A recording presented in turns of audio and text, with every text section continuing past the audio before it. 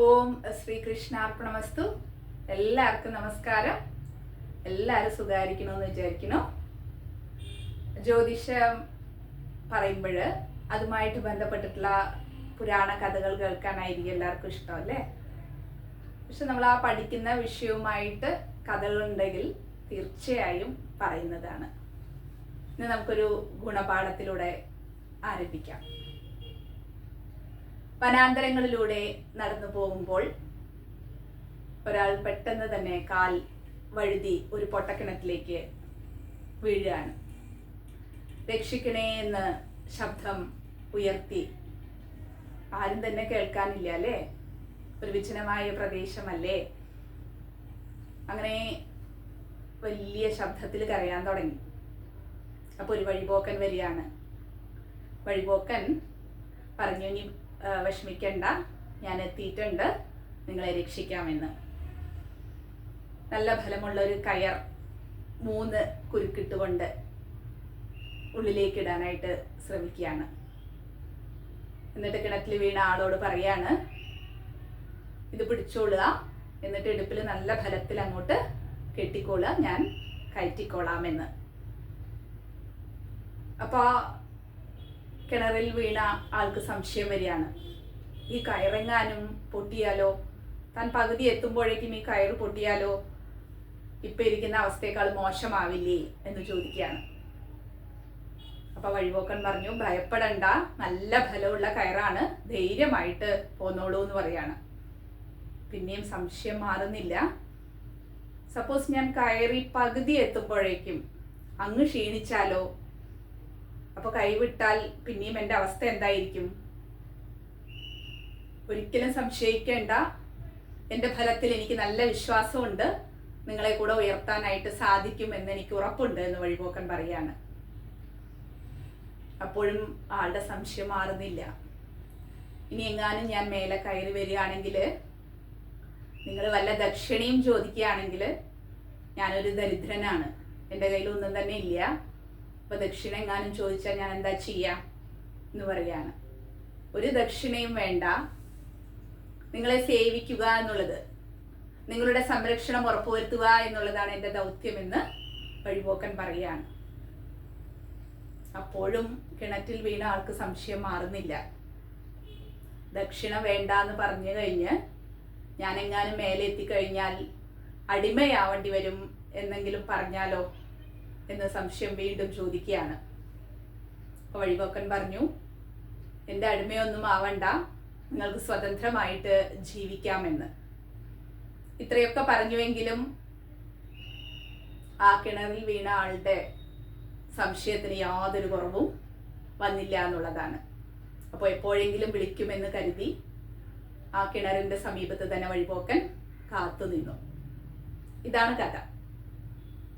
ഈ കഥയുടെ ഉള്ളിലുള്ള അർത്ഥം എന്താണെന്ന് നോക്കാം.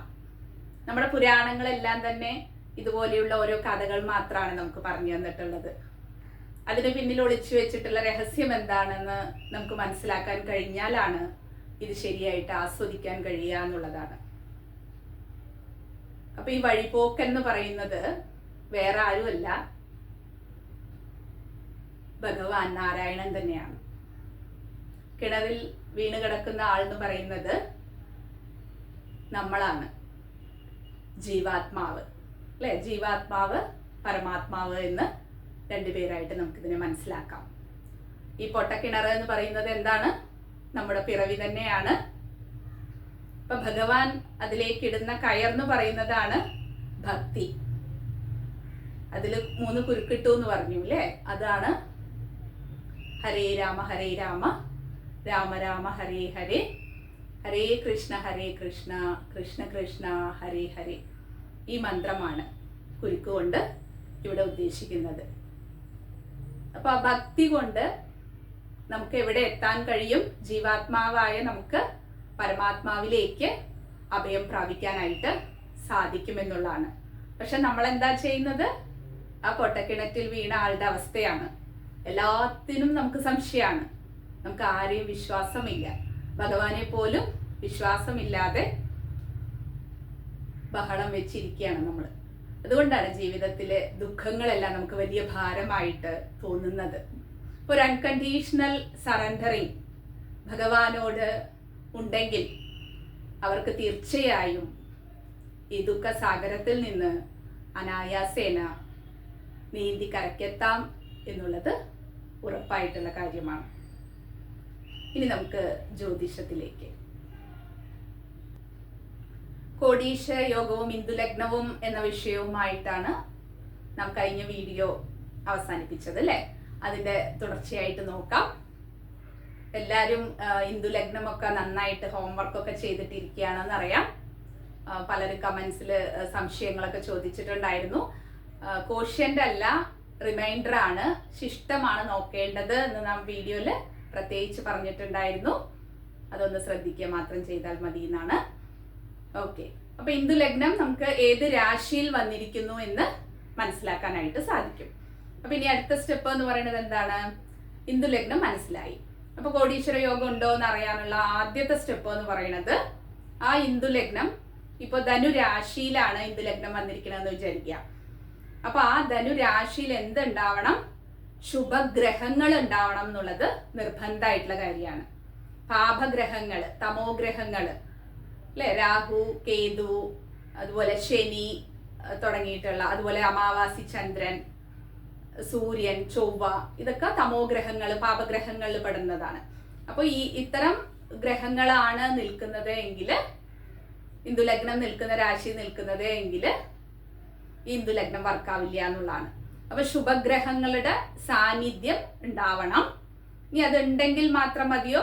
ഇല്ല. സെക്കൻഡ് സ്റ്റെപ്പ് എന്ന് പറയുന്നത് ആ ദശാകാലം നമുക്ക് വരണം. ഇപ്പൊ ധനുരാശിയില് ശുക്രൻ ഉണ്ട് എന്ന് വിചാരിക്കുക. അപ്പൊ ശുക്രദശ വരണം. അപ്പോഴാണ് സാമ്പത്തികമായിട്ടുള്ള നേട്ടം ഉണ്ടാവാനായിട്ട് കഴിയാന്നുള്ളതാണ്. തീർച്ചയായിട്ടും അങ്ങനെ വരുമ്പോൾ ഗുരു, പൗർണമി ചന്ദ്രൻ പോലെയുള്ള ശുഭഗ്രഹങ്ങളുടെ സാന്നിധ്യമാണ് നമ്മുടെ ഇന്ദുലഗ്നത്തിലുള്ളത് എങ്കിൽ തീർച്ചയായിട്ടും ആ രാശിയുടെ ആ ഗ്രഹം നിൽക്കുന്ന ആ ദശ കൂടെ നമുക്ക് നല്ല പ്രായത്തിൽ തന്നെ, 70-80 വയസ്സിലുണ്ടായിട്ട് കാര്യമില്ല അല്ലെ, നല്ല പ്രായത്തിൽ തന്നെ വരികയും ചെയ്യുമ്പോൾ സാമ്പത്തികമായിട്ടുള്ള നേട്ടം ഉണ്ടാവും എന്നുള്ളതാണ്.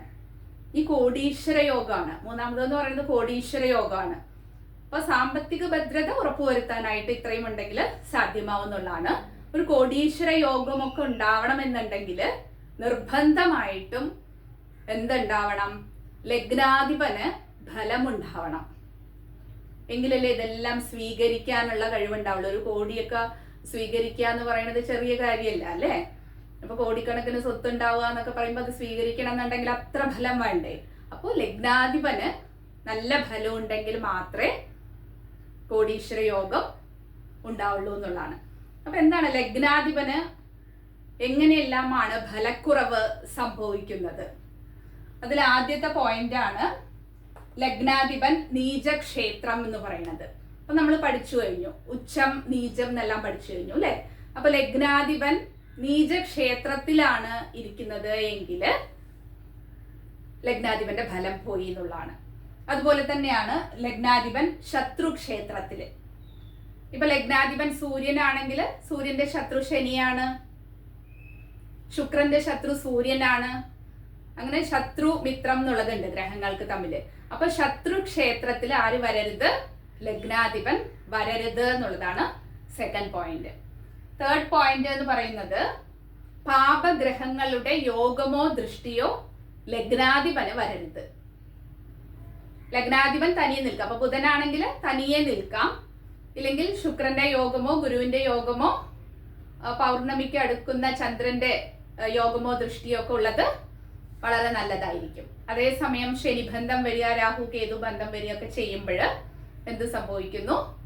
ലഗ്നാധിപന്റെ ഫലം കുറയുന്നു എന്നുള്ളതാണ്. നാലാമത് പോയിന്റ് എന്ന് പറയുന്നത് ഗ്രഹണം സംഭവിക്കുക. ഗ്രഹണം എപ്പോഴാണ് സംഭവിക്കുക? രാഹു കേതു ബന്ധം വരുമ്പോൾ. അത് പ്രത്യേകിച്ച് ഗ്രഹണം എന്ന് പറയുമ്പോൾ സൂര്യചന്ദ്രന്മാർക്കാണ് കൂടുതൽ ഗ്രഹണം സംഭവിക്കുക. എങ്കിലും ബാക്കിയുള്ള ഗ്രഹങ്ങൾക്കും ഉണ്ട്. എങ്കിലും കൂടുതൽ ഗ്രഹണം എന്നുള്ളൊരു എഫക്റ്റ്, മോശമായിട്ടുള്ള അവസ്ഥ ഉണ്ടാവുന്നത് സൂര്യചന്ദ്രന്മാർക്കാണ്. അപ്പൊ അത് ഗ്രഹണം എന്ന വാക്ക് കേൾക്കുമ്പോൾ തന്നെ നമുക്ക് ഓർമ്മയിൽ വരേണ്ടത് രാഹുകേതു ബന്ധം അവരിൽ ഉണ്ടാവുമ്പോഴെന്നാണ്. അപ്പൊ അങ്ങനെ വരികയാണെങ്കിലും എന്ത് സംഭവിക്കുന്നു? ലഗ്നാധിപന്റെ ഫലം കുറയുന്നു. പിന്നെ മൗഢ്യം സംഭവിച്ചാൽ, മൗഢ്യം എന്നുള്ള വാക്ക് എല്ലാവർക്കും പരിചിതമായിരിക്കും അല്ലെ? സൂര്യന്റെ അടുത്ത് നിൽക്കുമ്പോൾ ആ പ്രഭാവം കൂടെ സൂര്യൻ എടുക്കുകയാണ്. അപ്പൊ ആ ഗ്രഹത്തിന്റെ പവർ അവിടെ കുറയാണ്. അപ്പൊ അങ്ങനെയും സംഭവിച്ചാൽ ലഗ്നാധിപന് സൂര്യന്റെ ബന്ധം വരിക എന്ന് പറയുന്നത് മൗഢ്യമാവുമ്പോഴാണ്. അപ്പൊ അതുകൊണ്ടാണ് സൂര്യനുമായിട്ട് ബന്ധം വരരുത് എന്ന് പറയുന്നത്. അവസാനത്തെ പോയിന്റ് എന്ന് പറയുന്നത് ലഗ്നാധിപന്റെ നക്ഷത്രം. ലഗ്നാധിപൻ ഒരു നക്ഷത്രത്തിൽ ഇരിക്കുന്നുണ്ടാവും. ആ നക്ഷത്രം എന്ന് പറയുന്നത് നമ്മൾ 2 ഗ്രൂപ്പ് മനസ്സിലാക്കിയിരുന്നു, ശുക്രന്റെ ഗ്രൂപ്പും ഗുരുവിന്റെ ഗ്രൂപ്പും. അപ്പൊ ഈ ലഗ്നാധിപൻ വാങ്ങിയിട്ടുള്ള നക്ഷത്രം എന്ന് പറയുന്നത്, ഇപ്പൊ മിഥുന ലഗ്ന ആണെങ്കിൽ ബുധൻ, ശുക്രൻ, ശനി ഇതൊരു ഗ്രൂപ്പാണ്. രാഹു കൂടെ ഇതിൽ വരും. അപ്പൊ ഈ ഒരു നക്ഷത്രമാണ് വാങ്ങിയിട്ടുള്ളത് എങ്കിൽ ലഗ്നാധിപൻ ഒരു പ്രത്യേക ഫലമുണ്ടെന്ന് പറയും. അല്ലാതെ ഓപ്പോസിറ്റ് ടീമിന്റെ ഒരു നക്ഷത്രത്തിലാണ് ഇരിക്കണമെങ്കിൽ ലഗ്നാധിപന് ഫലം കുറവാണ് എന്നുള്ളതാണ്. അപ്പൊ ഇത്രയാണ് ഈ ഒരു 6 പോയിന്റ്സ് ആണ് മെയിൻ ആയിട്ടുള്ള ലഗ്നാധിപന്റെ ഫലം കണക്കാക്കുന്നത്. അപ്പൊ ഇങ്ങനെ ഏതിലെങ്കിലും പോയിട്ട് നിൽക്കുകയാണെങ്കിൽ ഹിന്ദു ലഗ്നവും ശുഭഗ്രഹങ്ങളും എല്ലാം ഉണ്ടെങ്കിലും നമുക്ക് കോടീശ്വരനാവാനായിട്ട് സാധിക്കില്ല. കാരണം എന്താണ്? ലഗ്നാധിപന്റെ ഫലക്കുറവ് കൊണ്ട്.